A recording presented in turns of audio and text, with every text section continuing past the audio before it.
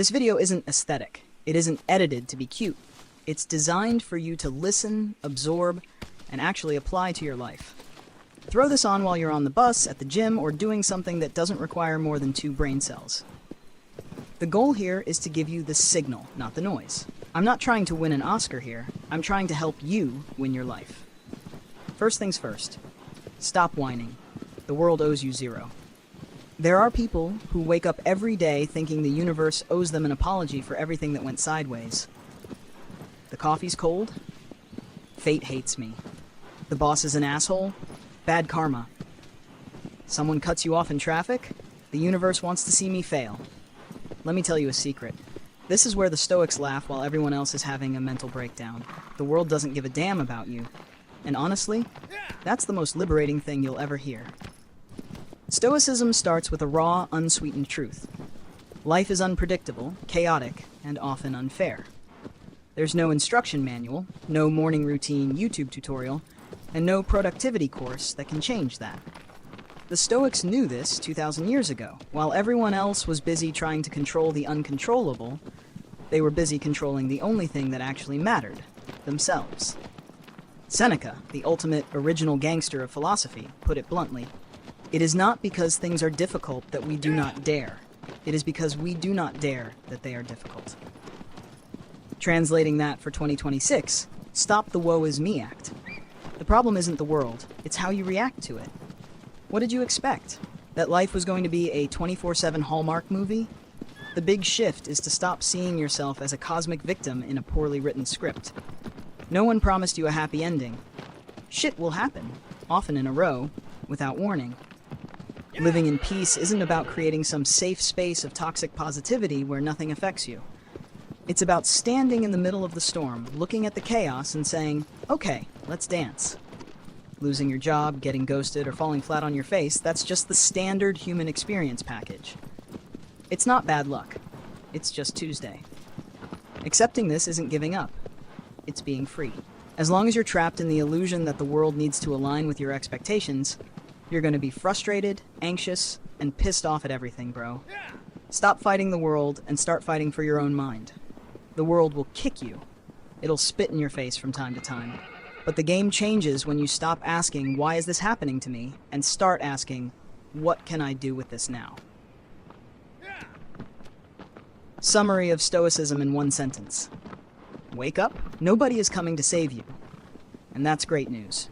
You can't even control traffic, so why are you trying to control life? Have you ever tried to mentally control a red light? Sitting there huffing, swearing at the guy in front of you. Did it make him move faster? No, you just gave yourself a stress ulcer for nothing. The second commandment. Separate the essential from the noise. 90% of human misery comes from trying to manipulate things we can't touch. The weather, other people's opinions, the past, the Instagram algorithm. Epictetus, who had 0 patience for drama, said it clearly. Some things are up to us and some are not. Point blank, no fine print, no except on weekends. What's under your control? Your thoughts, your actions, and your reactions. The rest, let it go. Let's be real. Some people don't live life, they star in a low-budget soap opera called Life is Mean to Me. Historical spoiler, not everything is a tragedy. Sometimes you're just making a scene. Stoicism has a visceral hate for exaggerated victimization. It's one thing to face a real crisis, loss, illness, unemployment.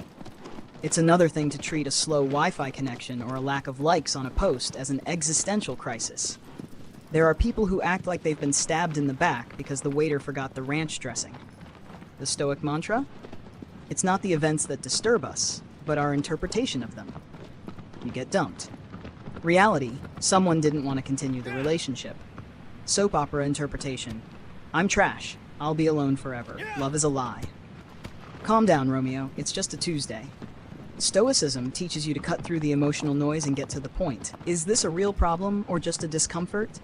There is a massive difference between suffering and insisting on suffering. Peace isn't on Amazon Prime. You can't buy peace of mind. Some people think it's a luxury item you get once you have the Bali trip, the lo-fi playlist, and the paid-off bills. Wrong. If it were that easy, you could pay for it in 12 installments. Peace of mind comes from a much boring place. Self-responsibility. Stoicism isn't a magic mantra or a crystal. It's a reality check and a mirror. If you're waiting for the world to be perfect to be at peace, you'll die stressed out. Inner peace isn't the absence of problems. It's the absence of internal disturbance in the face of those problems. It's mental strength training. You don't get abs by watching gym TikToks, and you don't get serenity by reading live, laugh, love quotes. You get it when you stop reacting like a wild animal to every external stimulus. Don't be a reactive meatbag. Have you seen those people who are always about to explode? Everything is a trigger. They're puppets pulled by invisible strings, and those strings are their own uncontrolled emotions. They don't live, they just react like a fire alarm going off at every spark. The Stoics were masters of self-control, not the rigid hide your feelings kind, but the don't be a slave kind. You can feel angry or sad, just don't obey it. The difference between a Stoic and a hysteric is simple.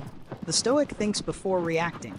They put a gap between the stimulus and the response. In that gap lies your freedom. You, me, everyone.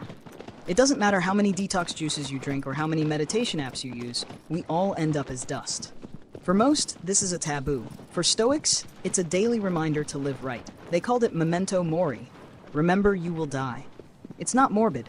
It's the ultimate cure for procrastination and petty drama. If you truly accept that your time is limited, you stop wasting it on bullshit. Why fight with idiots? Why hold on to a wounded ego? Marcus Aurelius, an emperor who literally ran the known world, wrote in his diary, "You could leave life right now. Let that determine what you do and say and think." Are you really going to spend your last afternoon scrolling through a timeline or arguing on WhatsApp? Live with intention. Stop waiting for the right time. The right time is now, and it might be the only time you have. The biggest trap of our generation is the obligation to be happy all the time. Happiness has become a product with an expiration date.